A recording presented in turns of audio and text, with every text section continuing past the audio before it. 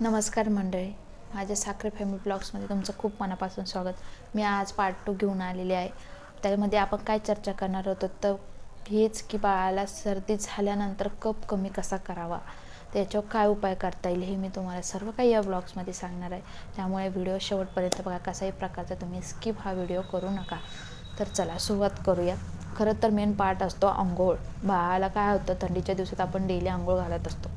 तर तुम्ही शक्यतो बाळाला आंघोळ घालू नका. कारण जो हा थंडी ऋतू, कोणतेही ऋतू असल्यानंतर दररोजचं वातावरण माणसाला सांगता येत नाही. कधी गरम होतं, कधी खूप थंडी वाजते, कधी खूप नॉर्मल थंडी असते.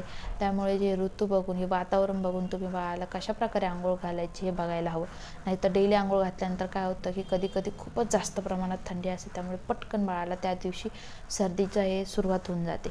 त्याच गोष्टीची आपण काळजी घ्यायची आहे. आंघोळ कधी घालावं, ज्यावेळेस खूपच जास्त प्रमाणात ऊन पडलेलं आहे बाहेर वातावरण, घरातही थोडंसं ऊन लागते किंवा थोडी गरमी लागते, त्यावेळेस तुम्ही बाळाला आंघोळ घालू शकता. त्या टायमिंगमध्ये बाळाला तुम्ही आंघोळ घाला. आणि आंघोळ घातल्यानंतर कशाप्रकारे रॅप करायचं आहे ते मी तुम्हाला मागच्या ब्लॉगमध्ये सांगितलंच आहे. त्या गोष्टीची तुम्ही नक्की काळजी घ्या. बाळाला सर्दी झालेली तर तुम्ही शक्यतो 2 दिवस आड आंघोळ घाला. आंघोळ शक्यतो जास्त घालूच नका जोपर्यंत बाळाची जी सर्दी ती बरी झालेली नसेल. आणि राहिली तुम्ही म्हणशाल की आंघोळ नाही घालायची, बाळ चिडचिड करतं, नाही करणार. कारण तुम्ही थोडंसं ज्याप्रमाणे तुम्ही आंघोळ्याला पाणी घेतात ना कोमट, तेवढंच पाणी घ्यायचं आणि छान ओल्या मौसूद कपड्याने बाळाचं अंग पुसून घ्यायचं. म्हणजे जे बाळाला आहे ते बऱ्यापैकी रिलीफ वाटतं. बाळ चिडचिड करणं कमी करतं. बाळ जे आहे चिडचिड करत नाही. नंतरची गोष्ट अशी की जे आपण हॉस्पिटलला ऑलरेडी गेलेलोच असतो, ते औषधही आपल्याला बाळाला द्यायचे आहेत नेहमीप्रमाणे. म्हणजे जेणेकरून बाळाला बरं वाटतं, बाळाला त्रास होत नाही, बाळ रडरड करत नाही. बाळाला ज्यावेळेस तुम्ही मॉलिश करशाल, मॉलिश करताना आपल्याला तेल कसं यूज करायचं, काय यूज करायचं हे मी तुम्हाला सांगते. तुम्ही जे तेल असाल ते तुम्ही प्रोडक्ट्समध्ये यूज कराल ते म्हणजे की हिमालया झालं, जॉन्सन बेबी झालं, हे तेल तुम्ही सर्दीमध्ये ज्यावेळेस बाळाला सर्दी झाली ते तेल यूज करू नका. कारण काय होतं की त्या वासानेही बाळाला त्रास होतो. ज्यावेळेस ते नाकात वगैरे त्याचा वास जात असतो त्यानेही बाळाला इरिटेट होतं. आणि आपण जी पावडर हे यूज करतो बाळाला, ती ज्यावेळेस तुम्ही लावता सगळीकडे, त्याची जी कण असतं पावडरचे हळूहळू ते नाकात जातात, त्याच्यानेही बाळाला त्रास होतो. ऑलरेडी त्यात असतं केमिकल, त्याने बाळाला खूप प्रमाणात त्रास होतो. त्यामुळे तुम्हाला ती गोष्ट करायची नाही. त्या गोष्टीची तुम्ही काळजी घ्या. मॉलिश करताना तुम्ही शक्यतो सर्दी झाल्यानंतर बाळाला खोबरे तेल यूज करा. तेही तुम्हाला छान कोमट करून घ्यायचं आहे. कोमट करताना त्यामध्ये आपल्याला थोडंसं जे आहे भीमसेन कापूर वापरायचं आहे. एकदम छोटासा तुकडा तुम्ही यूज करा भीमसेन कापूरचा. आणि 3-4 लसणाच्या पाकळ्या ज्या आहेत ते तुम्ही त्यात छान कोमट करून घ्यायचे आणि मग बाळाची मॉलिश करायची आहे. मॉलिश करताना ज्यावेळेस तुम्ही त्या तेलाची मॉलिश कराल, बाळाला बराच रिलीफ वाटेल. आणि ज्यावेळेस त्या तेलाचा वास जातो आपल्या बाळाच्या नाकामध्ये, तर बाळाचं नाक जे आहे ते मोकळं होण्यासाठी मदत भेटते. भीमसेन कापूर हा सर्दी डोकेदुखीसाठी खूप गोष्ट चांगली आहे. भीमसेन कापूर ते तुम्ही यूज करू शकतात. ते झाल्यानंतर तुम्हाला छान ते मॉलिश केलेलं तेलावर त्यांना बाळाला कपडे घालायचे. जे काही मी मागच्या ब्लॉगमध्ये सांगितलं, व्हिक्स तुम्हाला छान तळपायाला लावून घ्यायचे, त्यालाही तुम्हाला सॉक्स घालायचे आहेत. उपचार व्हिक्स लावल्यानंतर सॉक्स घाला, छातीला लावा, काखीत लावा व्हिक्स, मानेला लावा नॉर्मल, त्यानंतर कानाच्या मागे लावायचं आहे आणि थोडं नाकाला लावायचं आहे. कपाळाला व्हिक्स लावू नका. तुम्ही काय करायचं आहे, जायफळ असतं बाळगुटीमधलं एक प्रकार आहे, तो मी तुम्हाला सांगते.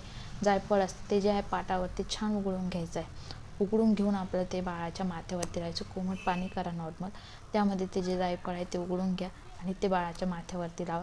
ते एकदमच सुकायला आल्यानंतर तुम्ही पुसून घेतलं तरी किंवा तसंही ठेवलं तरी, काही बाळांची स्किन जे असते खूप नाजूक असते, त्यांना काही साईड इफेक्ट्स होऊ शकतात किंवा प्रॉब्लेम होऊ शकतो स्किनला. शक्यतो तुम्ही जे सुकल्यानंतर पुसले तरी चालेल किंवा राहूनही गेलं ते बाळाच्या डोक्यावरती तर काही होत नाही. बाळ झोपेल त्यावेळेस तुम्ही त्यांच्या माथ्यावरती जायफळ आहे ते उघडून लावा. जेणेकरून काय होतं की बाळाचं जे सर्दीने डोकं दुखत असेल त्याला खूप रिलीफ वाटतं बाळाला. तुम्ही सुंठसुद्धा उघडून लावू शकता बाळाच्या माथ्यावरती, कपाळावरती. म्हणजे बाळाला तेव्हाही सर्दी म्हणजे डोकेदुखीला प्रॉब्लेम येणार नाही. त्या वासाने जे नाक आहे ते सुद्धा मोकळं होण्यासाठी मदत होत असते. तर तुम्ही जायफळ अशा प्रकारे यूज करू शकता. नंतर तुम्हाला काय करायचं आहे, ते झाल्यानंतर जे आपण ओवा असतो घरामध्ये, ओवा घ्यायचा आहे, 2-3 लसणाच्या पाकळ्या घ्यायच्या आहे आणि ते छान आहे तव्यावरती भाजून घ्यायचं. एकदम खरपूस भाजा आणि कॉटनच्या कपड्यामध्ये ते रॅप करा. म्हणजे अशी पोटली असते ती तयार करा. आणि काय करायचं आहे, बाळाचं नाक झालं, छाती झाली, त्यानंतर पाठ झालं, हा भाग पुन्हा शेकायचा आहे. शेकल्यानंतर जर बाळ शिकू देत नसेल, तुम्ही म्हणशा बाळ शिकू देत नाही, खूप रडरड करते, मग तेव्हा आपल्याला काय करायचं, बाळ जिथे झोपतं, कॉटो असो किंवा झोळीत असो, त्या ठिकाणी तुम्हाला जी पोटली आहे ती त्या बाळाच्या नाकात वाज जाईल अशाप्रमाणे ठेवायची.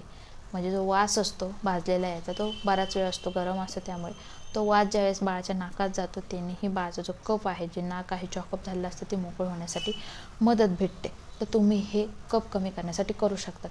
नंतर तुम्हाला काय करायचं आहे, खूपच जास्ती प्रमाणात कफ झालेला आहे की बाळ कफ उतरतच नाही आहे, बाळ ज्यावेळेस झोपतं ना, तुम्ही जे लसूण आहे, लसणाच्या 7-8 पाकळ्या, ज्यावेळेस आपण माळ ओवतो, माळ कशी ओवतो फुलाची, त्याचप्रमाणे आपल्याला जी लसणाची पाकळ्याची जी माळ आहे ती छान ओवून घ्यायची आहे आणि गळ्यात बसेल अशाप्रमाणे छातीच्या ठिकाणी ती माळ बसेल अशी माळ तयार करून बाळाला ज्यावेळेस झोपतो त्यावेळेस घालून द्यायची. लसणाचा वास इथून नाकापर्यंत जाण्यासाठी सोपा असतं. ज्यावेळेस नाकामध्ये वास जातो तर बाळाला तेव्हाही फरक पडतो, म्हणजे कफ कमी होण्यासाठी मदत भेटते. तर तुम्ही हे सुद्धा ट्राय करू शकता. या गोष्टीची नक्की काळजी.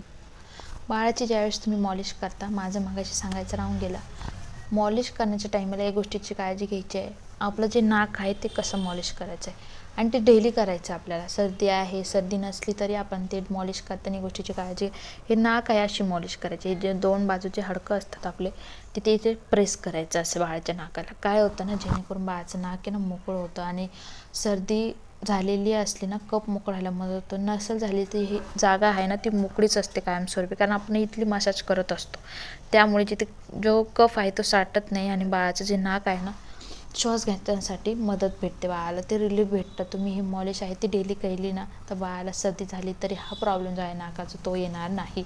तर याचीही तुम्ही काळजी घ्या. तर एवढं काय असल्या एवढे तुम्ही जे आहे उपाय घरी करू शकतात. एवढे तर उपाय मी शिवांशला केलेले आहे, त्यामुळे तुम्हीही ट्राय करू शकतात. आता मी शिवांची तुम्हाला एक छोटीशी स्टोरी सांगते की ज्यावेळेस शिवांश लहान होता, म्हणजे तो 1च महिन्याचा होता, मी हॉस्पिटलला घेऊन गेली होती. खरं तर त्याला सर्दी नव्हती, तो खूप वॉमिटिंग करायचा, दूध प्यायचा आणि वॉमिटिंग करायचा आणि त्याला मी फिडिंग स्वतः करत होती. तर मला खूप प्रश्न पडला होता का असं का करतोय. शक्यतो आमच्या घरात जे बेबी होते त्यांनी कोणी असं केलं नव्हतं, त्यामुळे खूप कन्फ्युजन होते. त्यामुळे मी डॉक्टरकडे घेऊन गेली. तर डॉक्टरकडे नेल्यानंतर त्याला चेकअप केलं. डॉक्टर बोलला की तो खूप आधी दूध पितोय, फिडिंग जास्त घेतोय, त्यामुळे तो जे अर्धं दूध आहे ते बाहेर काढतोय, बाकी त्यात काही प्रॉब्लेम नाही. पण त्यात एक प्रॉब्लेम आहे का त्याचे जे छातीत आहे नॉर्मल होल आहे. त्याने आम्हाला सांगितलं तुम्ही त्याची सोनोग्राफी करा, कारण त्याचा जो आवाज येतोय मला, तर तुम्ही सोनोग्राफी करा, त्यात आपल्याला कंपाऊंड होईल. तर ते मी त्याची सोनोग्राफी केली, तेव्हा आम्हाला समजलं की हो त्याच्या छातीत नॉर्मल होल आहे. तर डॉक्टरने आम्हाला सांगितलं की हे जे वॉमिटिंग करतो त्यात ते काही कनेक्ट नाही आहे, पण तुम्हाला बरीच काळजी घ्यायची शिवांची, का त्याला सर्दी आणि न्यूमोनिया ही गोष्टी होऊन द्यायची नाही. सर्दी झाली म्हणजे न्यूमोनिया त्याला जास्त होऊ शकतो, कफ जास्त प्रमाणात होऊ द्यायचा नाही आहे, त्याची तुम्हाला खूप काळजी घ्यायची. त्यामुळे मी जे आहे शिवांशला कधीही कफ हा प्रकारे सर्दी जास्त होऊ दिली नाही. मी जे हे उपाय आहे ते उपचार होते ते करतच होते, त्यामुळे बाळाला शिवांशला कधी जास्त सर्दी झाली नाही, त्यामुळे मला प्रॉब्लेम आला नाही. आणि शिवांश वर्षाचा असताना मला 3 सोनोग्राफी काढायला लावली होती. मी एक सोनोग्राफी 6 महिन्याची झाल्यावर, एक सोनोग्राफी वर्षाचं झाल्यावर. 6 महिन्याची काढली तेव्हाही नॉर्मल बाळ होल होतं त्याच्या छातीला, आणि नंतर ज्यावेळेस वर्षाची काढली त्यावेळेस ते होल बुजून गेलेलं होतं. तर माझं बाळ जे आहे ते एकदम सुखरूप आहे. तर ह्याचप्रमाणे ज्यावेळेस तुम्हाला सर्दी होती बाळाची, जर तुम्ही अशी काळजी घेतली तर त्याला कशा प्रकारचा त्रास होणार नाही, त्याला ॲडमिटची वेळ येऊ नये, म्हणून या गोष्टी तुम्ही करूच शकता. आणि डेली रुटीनने जे मी आधी सांगितलं तुम्हाला होऊ नये म्हणून काय करायचं, हे तुम्ही सर्दीमध्ये डेली तुम्ही करायलाच हवं. केलं तर अतिउत्तम आहे. बाळ एकदम तंदुरुस्त असतं, कशा प्रकारचा बाळाचा त्रास नसतो, बाळाला त्रास होत नसतो. आणि थंडीमध्ये शक्यतो बाळाचे पोटही दुखत असते, तर त्यावर मी एक व्हिडिओ बनवेल, पोट दुखू नये म्हणून तुम्ही काय करायला हवं, पोट दुखल्यावर तर काय ट्राय करू शकता, हे सर्व काही मी तुम्हाला नंतरच्या ब्लॉगमध्ये सांगेन. धन्यवाद.